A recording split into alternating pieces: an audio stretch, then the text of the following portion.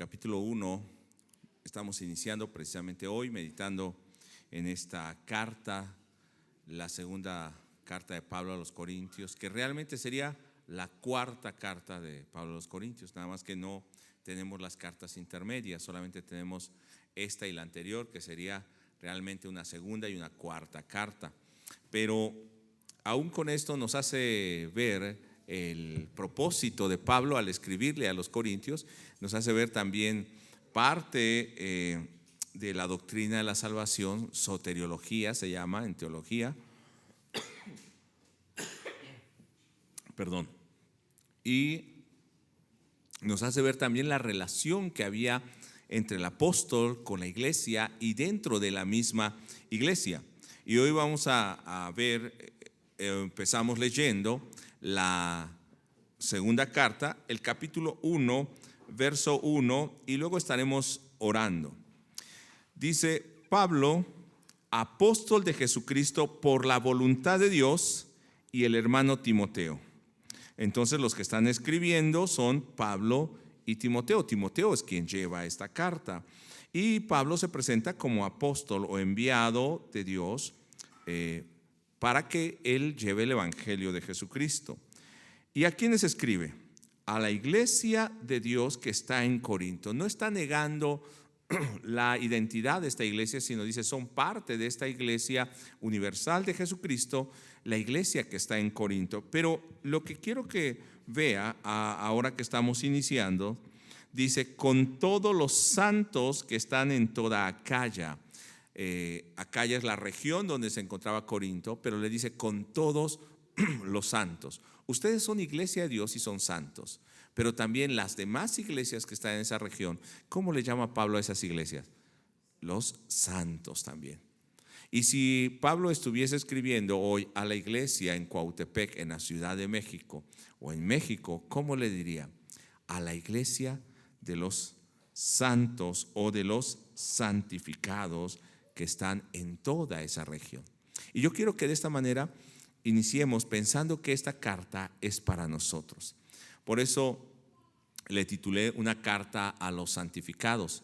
Si ciertamente a veces hay reprensiones, pero a ellos les está escribiendo, a aquellos en ese momento, a los de Corinto, a los de Acaya, pero también a nosotros el día de hoy. Vamos a orar. Bendito Señor y Dios, muchas gracias por este tiempo en el que podemos abrir tu palabra. Sea esta palabra como ungüento a nuestros oídos, pero también sea, Señor, como espada en nuestro corazón, en nuestra mente, que destruya aquello que no sea agradable a ti, pero también sane y traiga restauración a nuestra vida. Pedimos, Señor, que realmente seamos esa iglesia llamada fuera, eclesia, esos que fueron como asamblea llamados fuera de todos los demás pueblos, llamados fuera para estar en una comunión con su Dios. Así seamos hoy esa iglesia que tú has llamado, que has santificado y que debe vivir de esta manera. En el nombre de Jesús, amén. Gloria a Dios.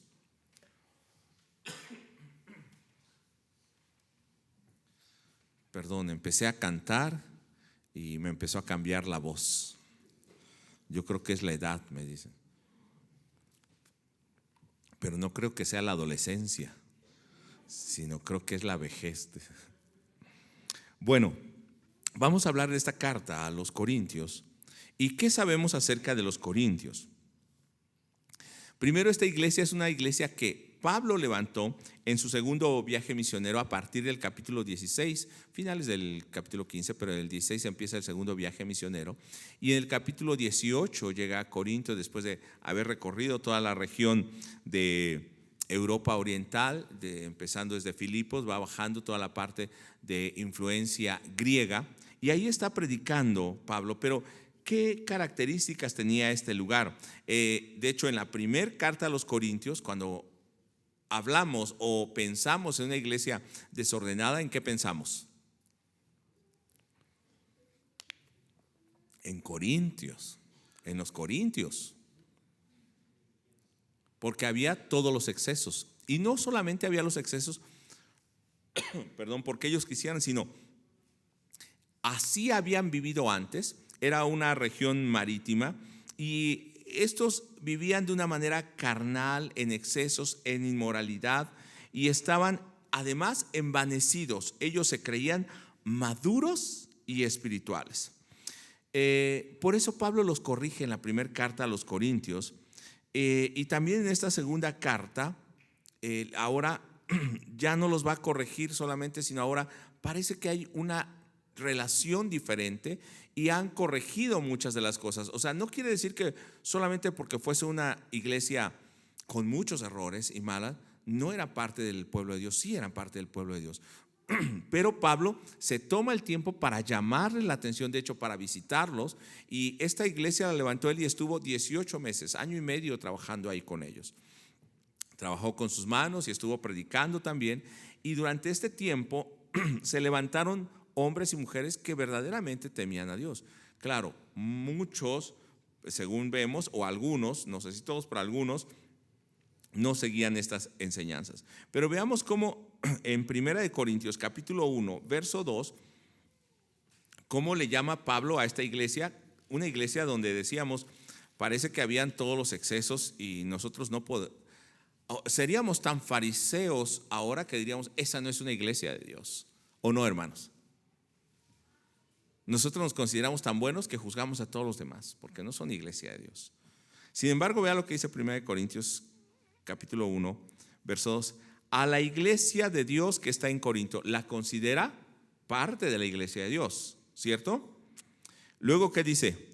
A los santificados en Cristo Jesús, llamados a ser santos, con todos los que en cualquier lugar invocan el nombre de nuestro Señor Jesucristo, Señor de ellos y Señor nuestro. Entonces, ¿cómo le llama ahí a esta iglesia? Santificados. Y esta parte de santificados no es el concepto a veces que nosotros entendemos de alguien santo o perfecto, sino dice apartados, ya apartados. Y como fueron apartados, el llamamiento es para que vivan una vida santa. Y esto es lo que Pablo le está escribiendo a esta iglesia.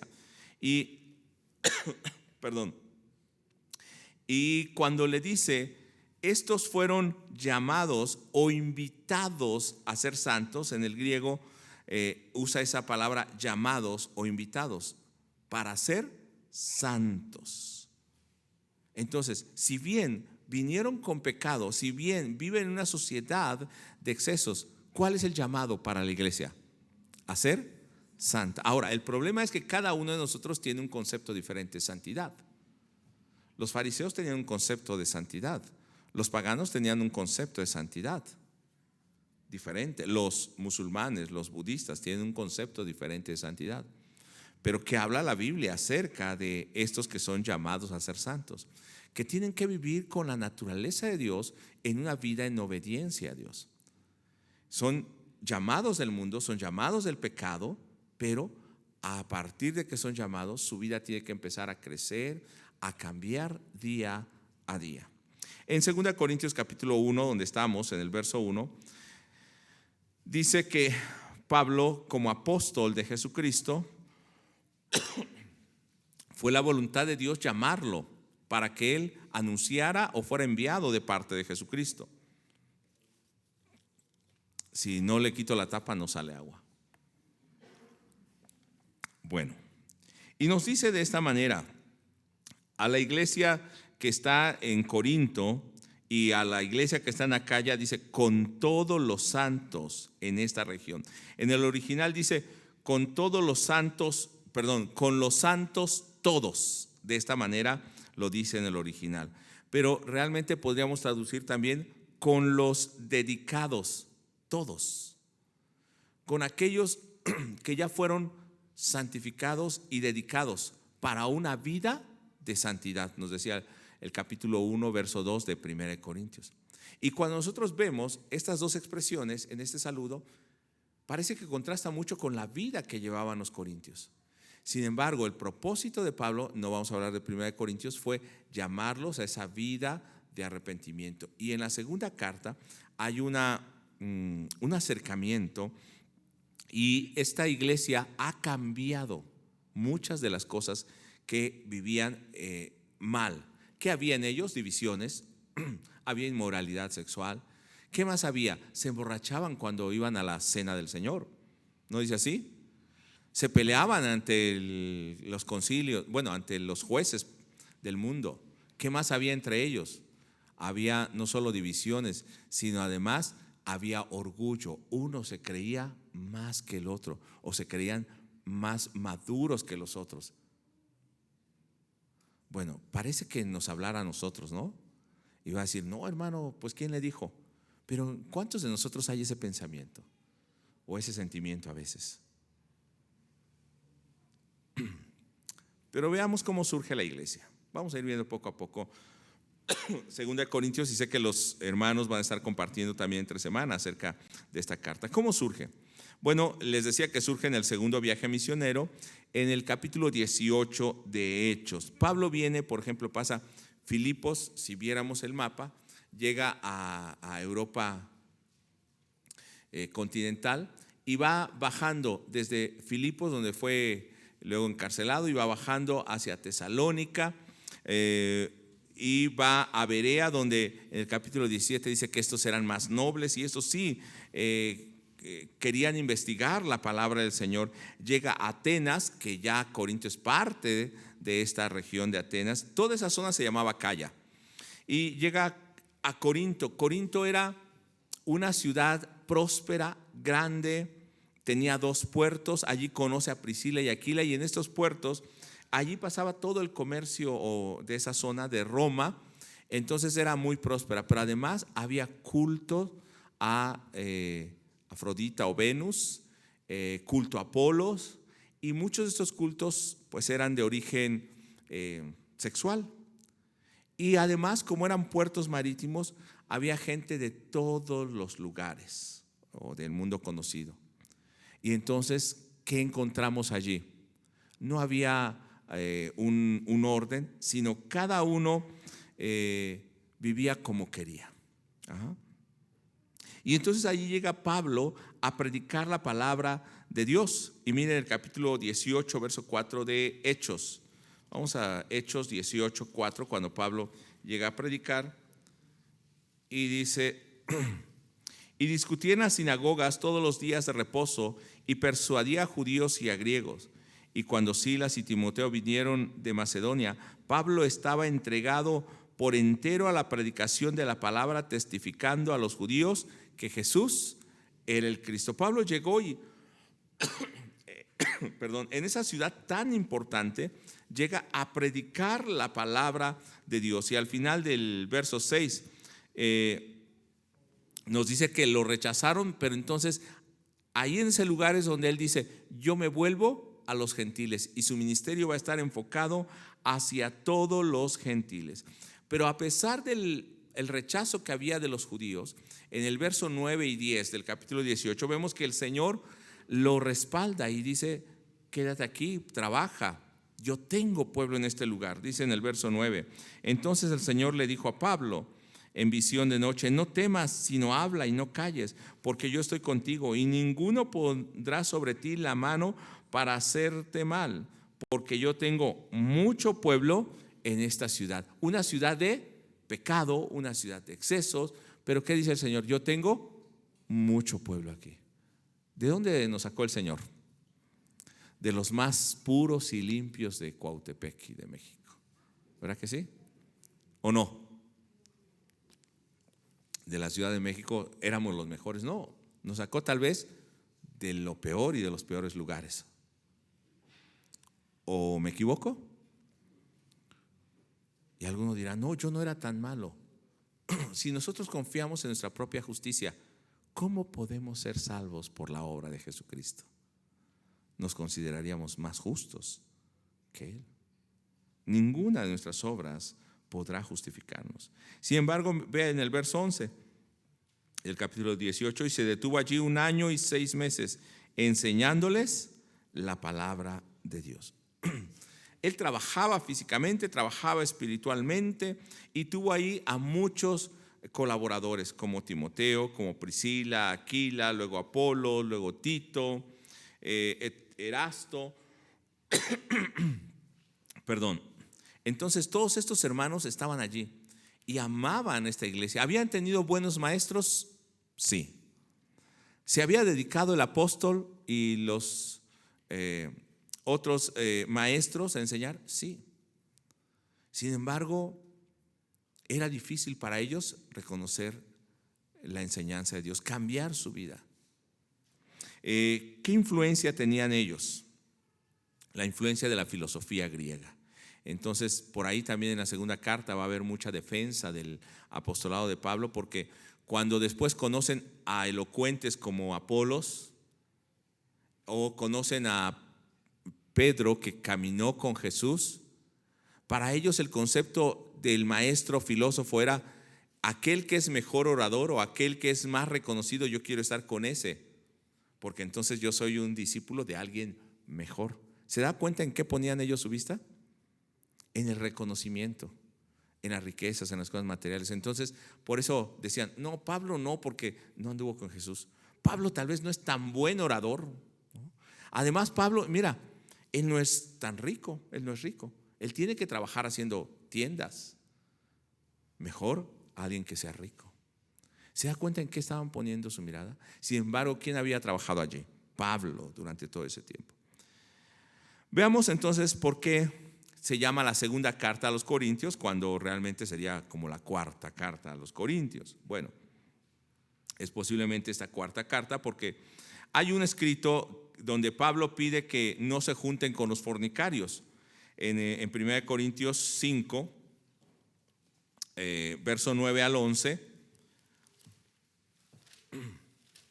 Recuerde que esta es la primera carta, 1 Corintios 5, 9 al 11. Pero Pablo nos dice que ya les había escrito previamente.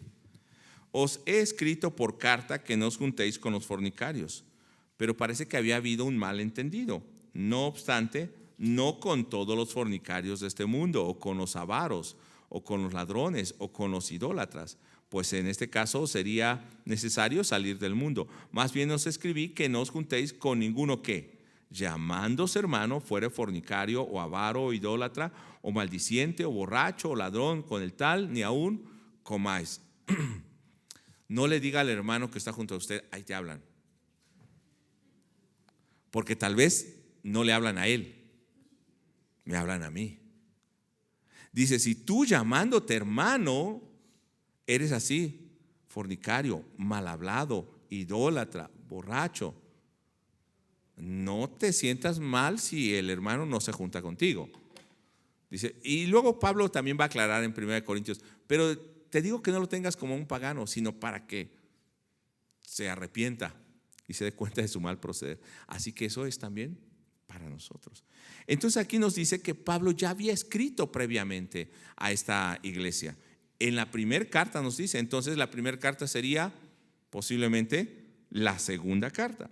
Luego escribe lo que conocemos como primera carta a los Corintios, y posteriormente va a ver o va a tratar problemas de la influencia que tienen de filósofos, las divisiones que hay entre ellos, porque unos decían en 1 Corintios 1:10, porque unos dicen yo soy de Pablo, yo soy de Apolos, yo soy de Cefas y algunos más, yo soy de Cristo. Y no solamente era una división, porque me gusta seguir a tal persona, no, decían, si ese maestro es más reconocido, yo estoy con el mejor maestro, ¿o no? Es como decir, ¿cómo voy a ir a esta iglesia en Centro Discipular en Cuautepec? Miren dónde está, y además no son ricos, son pobres. Mejor vámonos a un lugar donde esté mejor, más cómodo. Porque allí, ¿qué estamos buscando? Allí me siento mejor. ¿Quién? Yo, mi carne. No estoy buscando la palabra de Dios, no estoy buscando la voluntad de Dios. Claro, espero que esté cómodo aquí, hermano, ¿verdad? Los de allá arriba creo que están más cómodos, ¿o no? Sí, ¿verdad? Bueno, y hemos procurado que estén cómodos, pero no es eso, hermano. Aún estuviésemos bajo un árbol o bajo una carpa, lo que tenemos que buscar es que se enseñe la palabra de Dios, que busquemos a Jesús, pongamos nuestra mirada en Jesús. Bueno, ¿cómo puede llamar Pablo a este tipo de iglesia o este tipo de hermanos santificados o santos? No sé si usted se ha preguntado.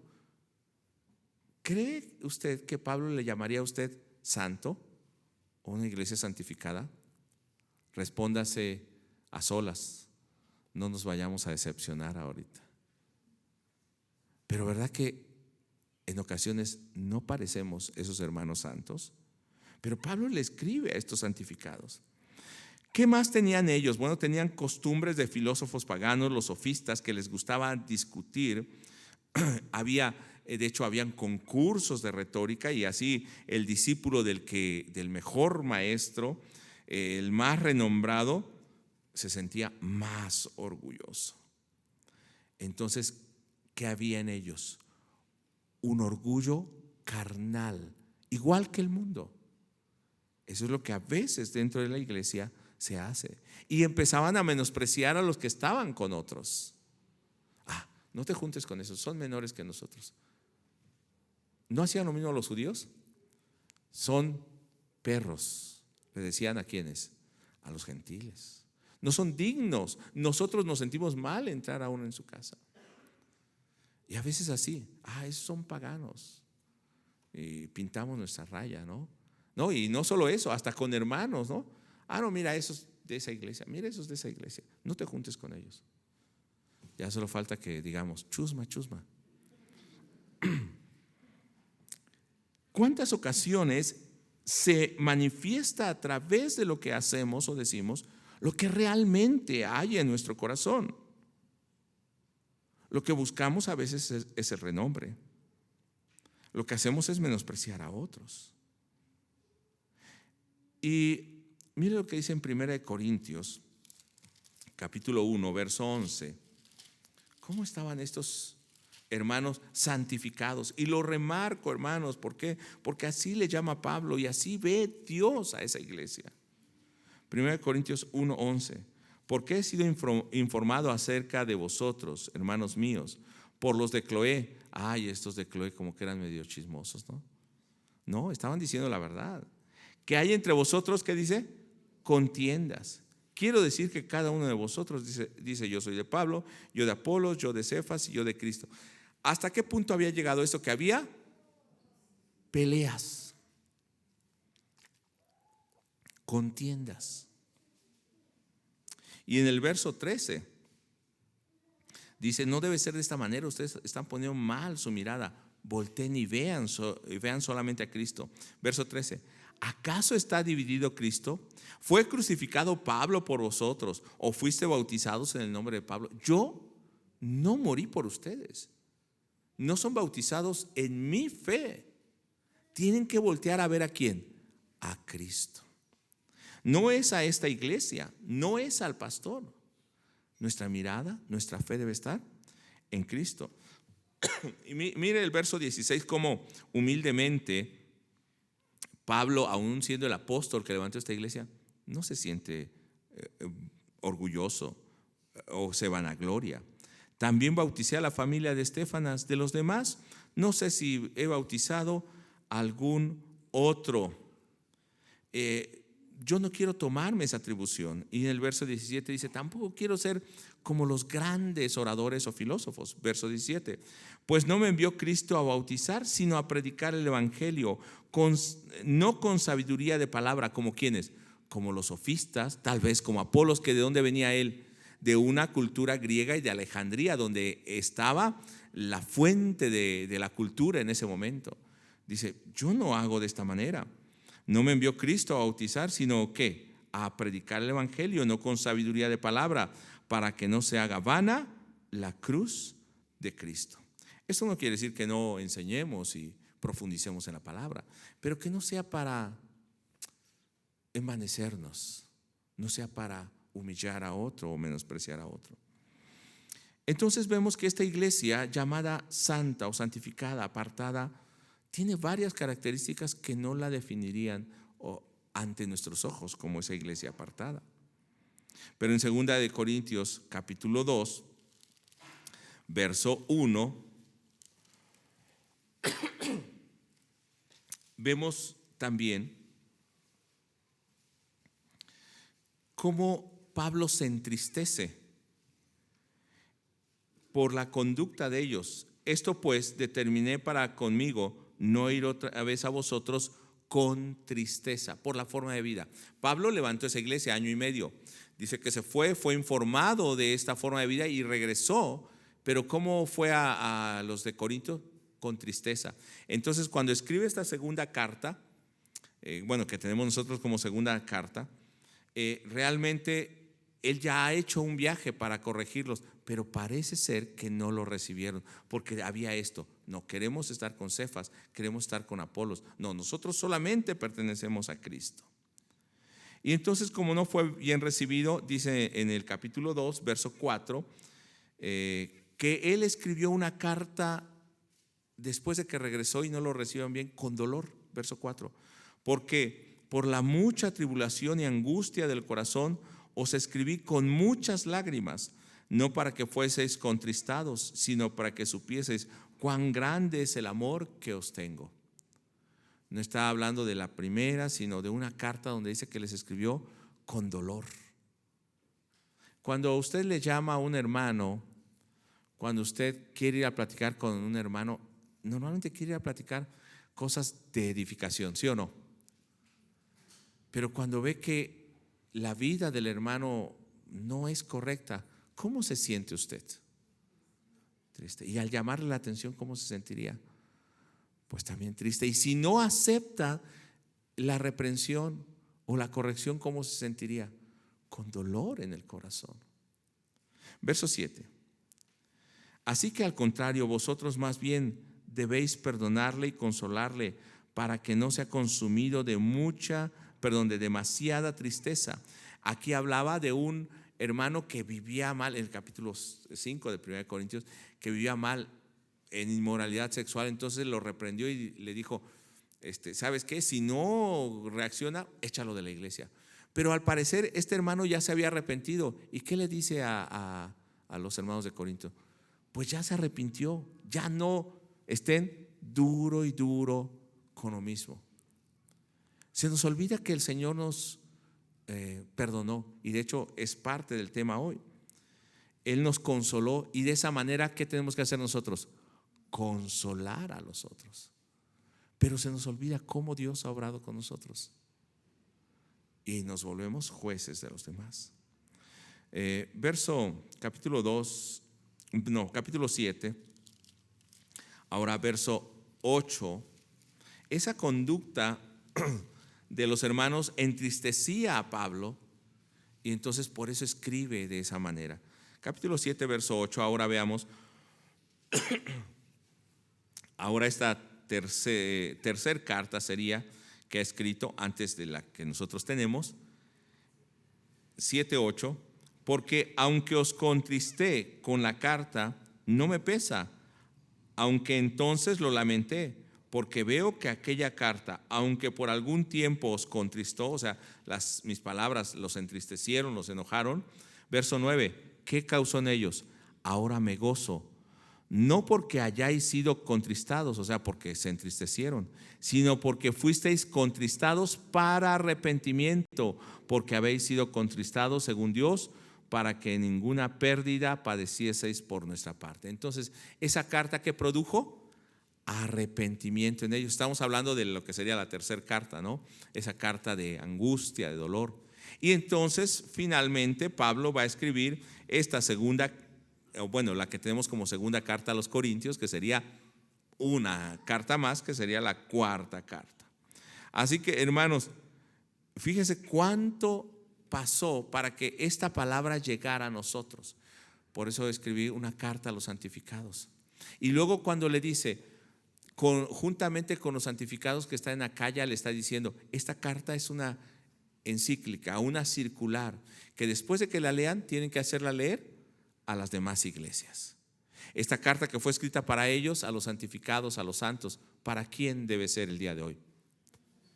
Para nosotros como iglesia y para mí como creyente, ¿sí? Todos esos hermanos que están en Acaya son santificados y posiblemente tenían problemas similares a la iglesia de Corinto. Nosotros podemos decir: yo no soy como esos corintios, pero ¿no hay en ocasiones divisiones nosotros? No, yo no estoy provocando divisiones, pero no me junto con este. pero me considero mejor que el otro. ¿Qué tan diferentes somos? Pablo no decía en la primera carta a los Corintios: ¿no sois carnales? ¿No sois inmaduros? No le estoy regañando, hermano. No es para usted, es para el que no vino hoy. ¿Verdad que a veces somos inmaduros?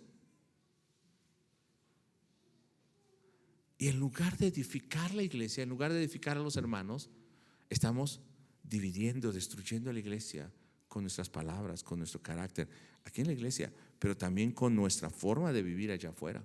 Recuerde que esta iglesia vivía sin hacer diferencia entre la vida cristiana y la vida que habían tenido en el mundo. Pensaban que solamente era cambiar de religión o costumbre. No, de hecho el pastor Joel está hablando dio la clase hoy acerca de la fe y la gracia, el arrepentimiento. Debe haber en nosotros ese arrepentimiento que es metanoia, que es cambio de mente, cambio de corazón, cambio de dirección. Entonces, ¿cómo era Corinto? Corinto, como ciudad marítima, en una cultura cosmopolita, o sea, llegaban de todas las influencias, vivían los excesos y tenía una mala reputación. Y como vemos, parece ser que también la iglesia. Pero cuando Pablo les escribe, aunque al principio no lo recibieron, después el Señor obró en ellos. Decían tener muchos dones, pero no los usaban adecuadamente. Decían tener sabiduría, pero era la sabiduría del mundo, de la filosofía, y no la sabiduría de Dios. Cuando hablemos de 1 Corintios, en otra ocasión que ya lo hemos hecho, tocaremos ese punto. Había una prostitución idolátrica que era común y pensaban que en la iglesia cristiana solamente era cambio de religión y podían seguir haciendo lo mismo. Era una costumbre en la sociedad y era parte de su religión. Cuando nosotros crecimos en esta sociedad latinoamericana con una religión predominantemente o mayoritariamente idólatra, al llegar al cristianismo sí sabemos que ciertas cosas son malas, pero venimos arrastrando muchas costumbres, las cuales tenemos que dejar. Y esto es de lo que nos va a hablar segunda de Corintios. Va a ser la continuación de esas cartas que Pablo ha escrito. Ahora, quiero hacer una división rápidamente de esta carta para que aún los hermanos tal vez que compartan hagan otra división diferente. Sin embargo, para que tengamos una idea de qué nos va a hablar. En el capítulo 1, verso 1 y 2, vamos a encontrar el saludo de Pablo a esta iglesia, solamente verso 1 y 2. Del verso 3 en adelante del capítulo 1, vamos a ver lo que sería la introducción hasta el verso 11, pero ya Pablo va a estar hablando acerca de la defensa de su ministerio o apostolado, el sufrimiento que ha pasado. Y yo le llamaría más como tribulación y consolación, podría ser este tema de estos versos. Pero hablé la carta a los santificados porque le está hablando a esa iglesia. No somos perfectos, somos pecadores, tenemos fallos, pero a través de la palabra, ¿qué quiere mostrarnos el Señor? La forma de vida que debemos tener. ¿Cómo tenemos que ir transformándonos día a día en la misma imagen del Señor? Luego, esto es hasta el capítulo 7, que va a estar hablando cómo ha sido la vida de Pablo, cómo debe ser la vida de los santos, cómo deben vivir como templo santo de Dios.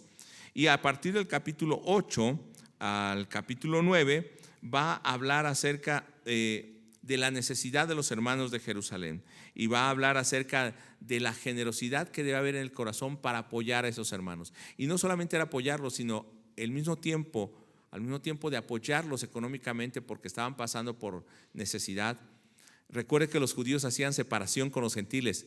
Si los judíos de Jerusalén recibían ese apoyo de los gentiles, también los estarían recibiendo a ellos como parte del mismo cuerpo.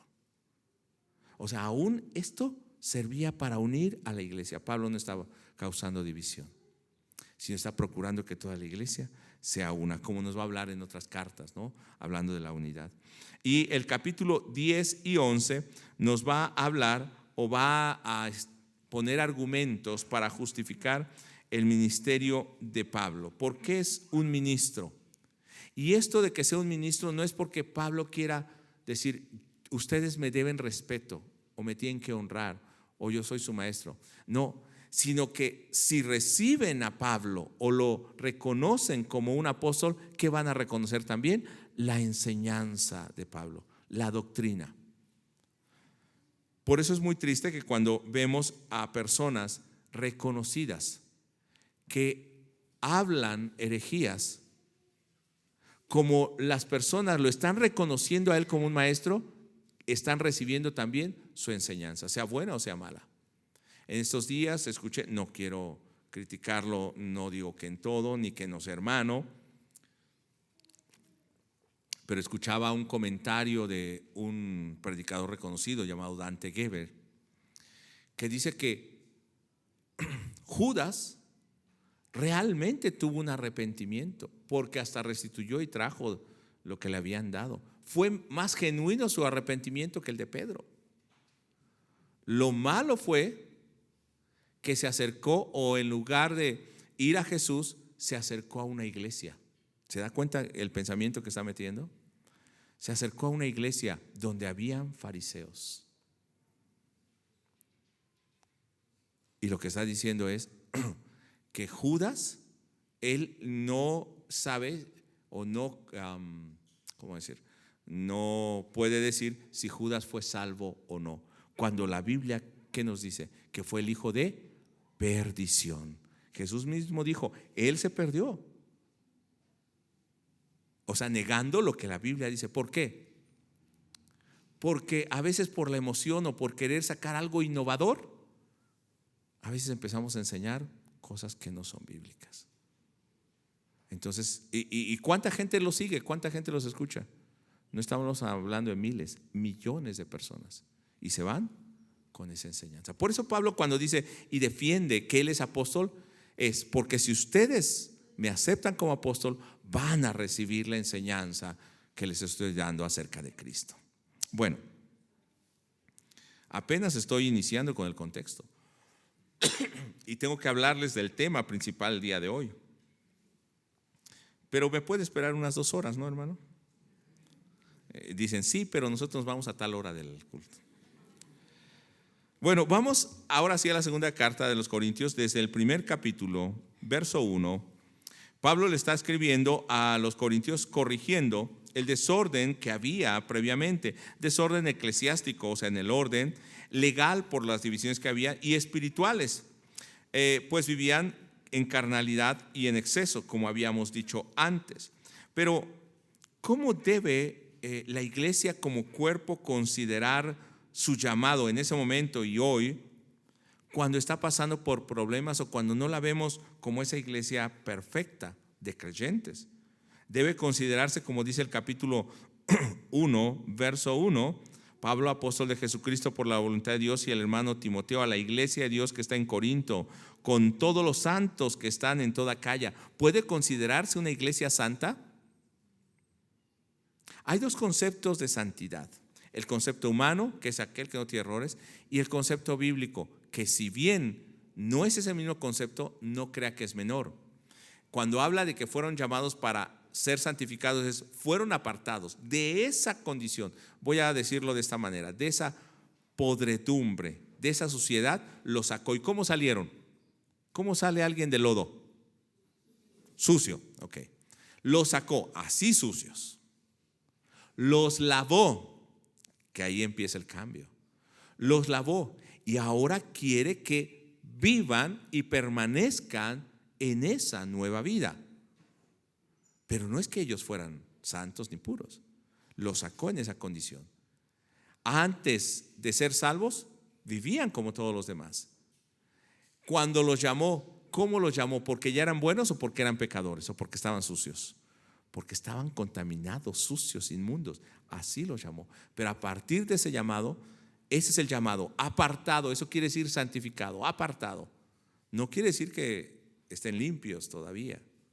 Pero cuando Él los llamó, la obra que Él empieza a hacer es la santificación. Empieza a purificar y a obrar en la vida de ese creyente. Desde ese momento el Señor ya lo llama santo. No porque esa persona automáticamente no tenga dificultades ni pecados, sino porque Dios le ha llamado con un propósito final y con una obra, y el objetivo es que esa persona llegue a ser la imagen de Cristo. Romanos capítulo 8, verso 29. Tenga esa imagen de Cristo. Ahora, esa naturaleza es algo que no podemos negar, y Dios está obrando en medio de esa iglesia imperfecta. ¿De qué manera? A través del sufrimiento. Y entonces, a partir del capítulo 1, verso 3, va a empezar a hablar y va a empezar a agradecer Pablo, y da un motivo de gratitud diferente tal vez a los que otros agradecerían. Agradecemos a veces por las cosas buenas, pero ¿qué dice Pablo en el capítulo 1, verso 3? No por lo que ha recibido físicamente, materialmente. Bendito sea el Dios y Padre de nuestro Señor Jesucristo. ¿Qué característica tiene este Dios? Padre de misericordia y Dios de toda consolación. ¿Por qué presenta a Dios así como Padre de misericordia y Dios de consolación? En la traducción del lenguaje actual traduce esto como un Padre bueno, amoroso y que siempre nos ayuda. ¿A cuánto les gusta un Dios así? A todo mundo. Pero siempre pensamos, bueno, Dios es amoroso, no, siempre nos ayuda y es bueno porque me da todo lo que necesito. Recuerdo que una persona decía: yo le doy gracias a Dios porque todo lo que le he pedido me lo ha dado. Es como el niño que hace berrinche, ¿no? Todo le da el papá, porque si no hace berrinche. Pero Dios nos da todo lo que queremos. No. Parece que dejar a los creyentes con una mala imagen acerca de ese Dios, porque solamente es misericordioso y consuela. Pero cuando dice que es Padre o es Dios de consolación, utiliza la palabra paracletos, igual que el Espíritu Santo. ¿Qué es un paracleto? Un abogado o un consolador o uno que está junto a nosotros. Dice, entonces Dios está junto a nosotros, abogando por nosotros. ¿Por qué está abogando por nosotros? ¿Por qué nos está consolando? Como en Juan 14, cuando nos habla acerca del Espíritu Santo, dice: yo no los voy a dejar huérfanos, dice Jesús, sino enviaré ¿a quién? Al Espíritu Santo, que va a estar con ustedes. Y aquí, ¿qué imagen nos está dando de Dios? Que está también como paracleto junto a nosotros. ¿A través de quién? Del Espíritu Santo. En todo momento está con nosotros. Ahora, no solamente está con nosotros, o para qué está con nosotros, porque es bueno y porque es amoroso, porque nos da todo lo que queremos, porque no nos deja pasar por dificultades. ¿Realmente así es? Esto es lo que se predica en muchos lados, y esto es lo que mucha gente quiere oír. Pero dice el verso 4: recuerde que Él es misericordioso y es Dios de consolación, el cual nos consuela, lea conmigo, en todas nuestras tribulaciones. ¿Por qué necesitamos que Él esté con nosotros? Junto a nosotros.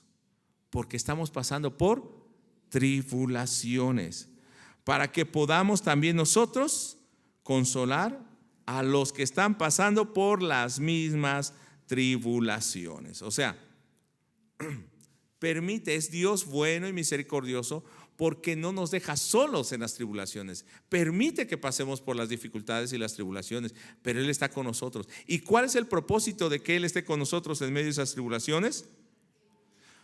Para que podamos consolar a otros. ¿Cuántos han pasado por dificultades, enfermedades, problemas, escasez? Bueno, todos. ¿Por qué? Dios estuvo con nosotros, pero ¿por qué nos permitió pasar eso? Para cuando veas al otro hermano pasar por esas mismas situaciones, consueles al hermano, tal como tú fuiste consolado. Vea lo que dice el verso 5. Porque de la manera que abundan en nosotros las aflicciones de Cristo, así abundan también por el mismo Cristo nuestra consolación. Entre más somos atribulados, más vemos la obra de Cristo en nosotros, ¿no? Vemos su consolación. Decimos, siento que ya no puedo, y ahí vemos la mano de Dios.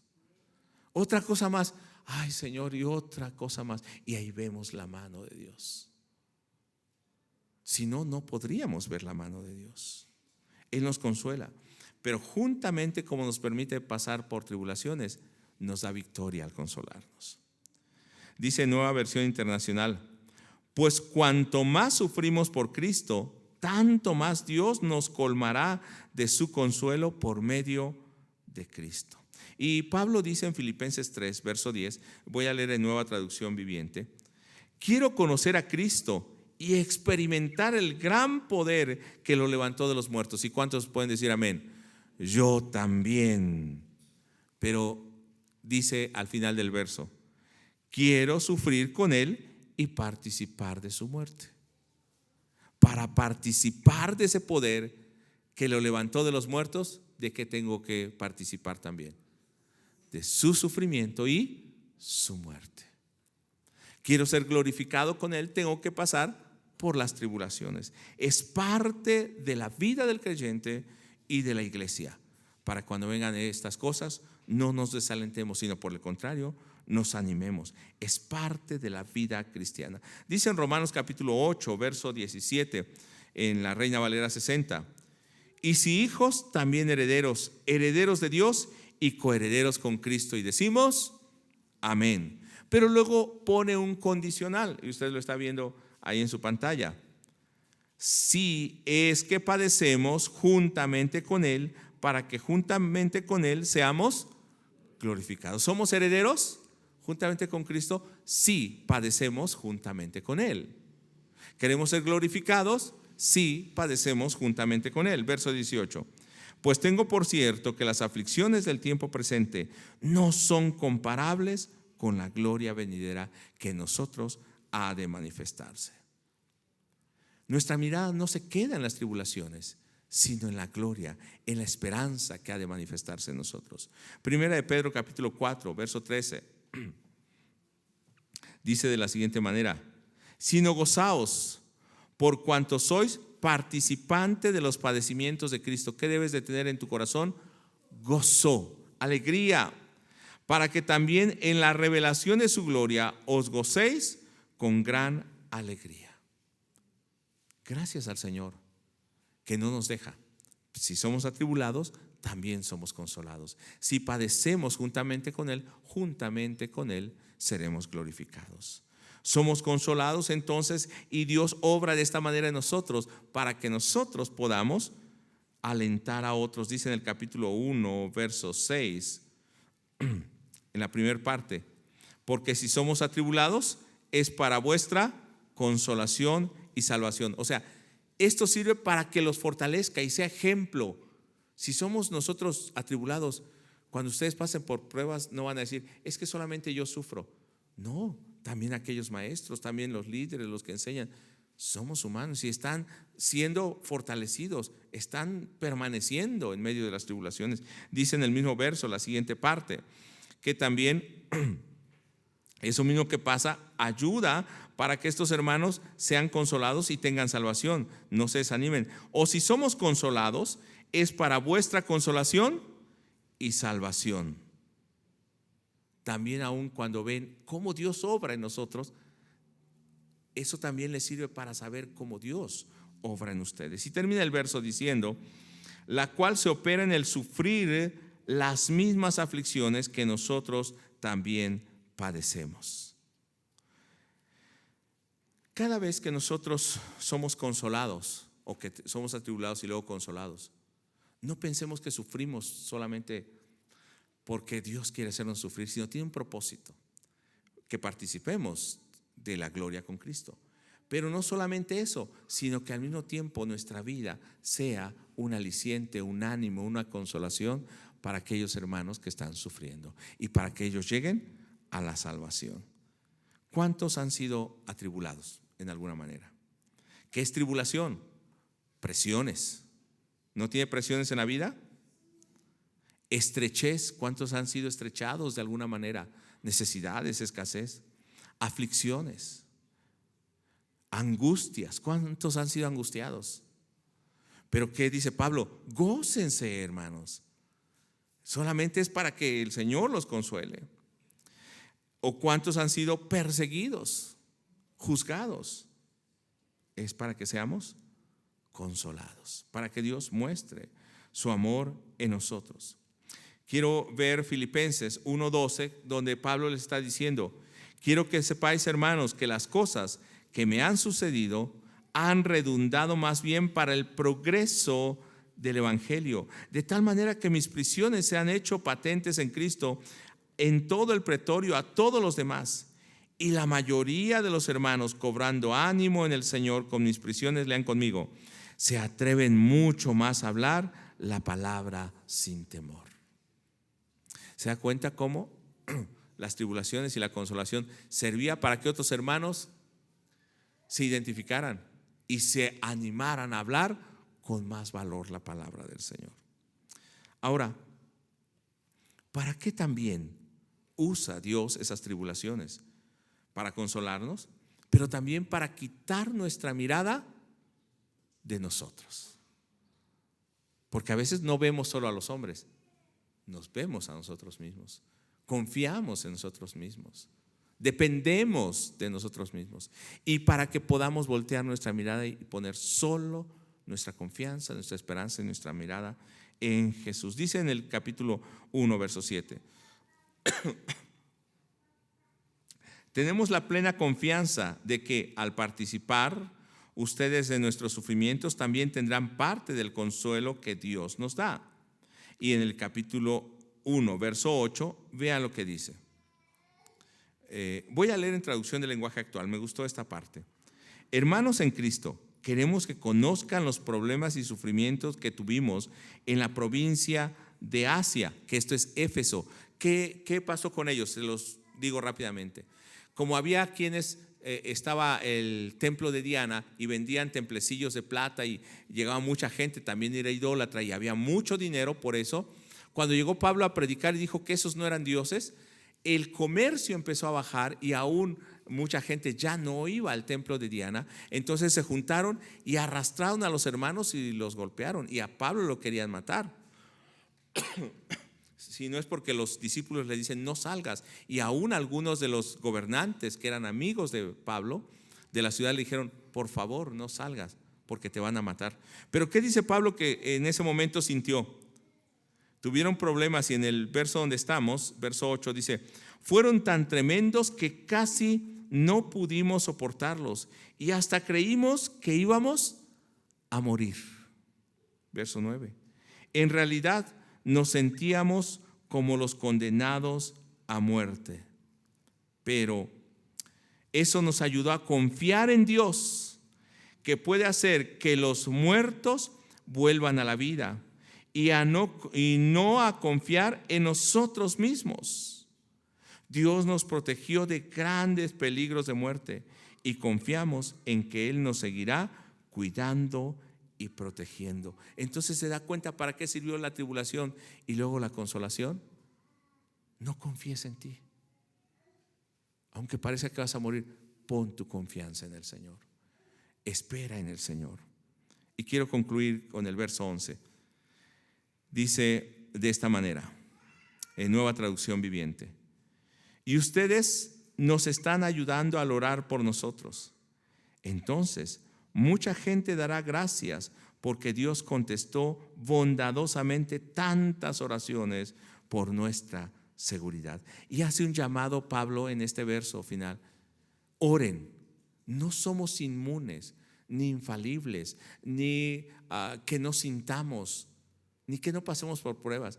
Sufrimos, pero esto es para que el Señor obre en nosotros consolación, podamos consolarlos a ustedes, y para que no confiemos en nosotros, sino confiemos solamente en el Señor. Así que tengan una vida de oración. ¿Están pasando por tribulaciones, hermanos? Oren, busquen al Señor. Cuando llegue al servicio, ahí está ese cuarto, entre a orar. No es necesario que alguien le diga ora. Cuando esté en su casa, ore al Señor. Pero también está animando a que los hermanos tengan compañerismo con la iglesia, con los que sufren por Cristo. Preocúpate por aquellos que están sufriendo y consuélalos.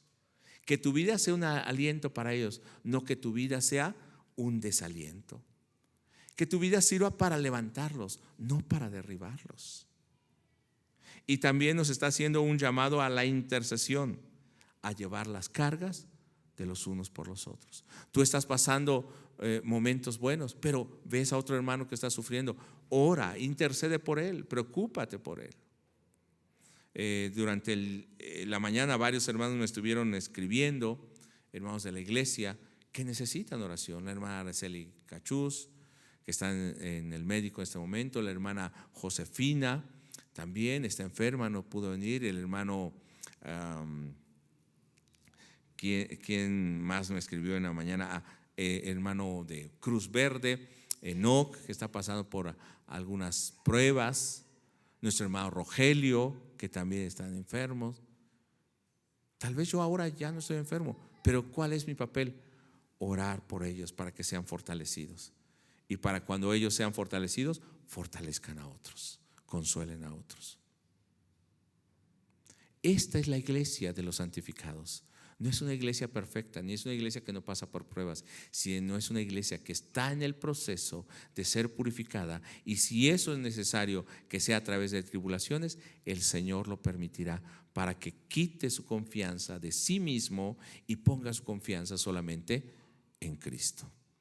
Vamos a ponernos en pie y vamos a orar.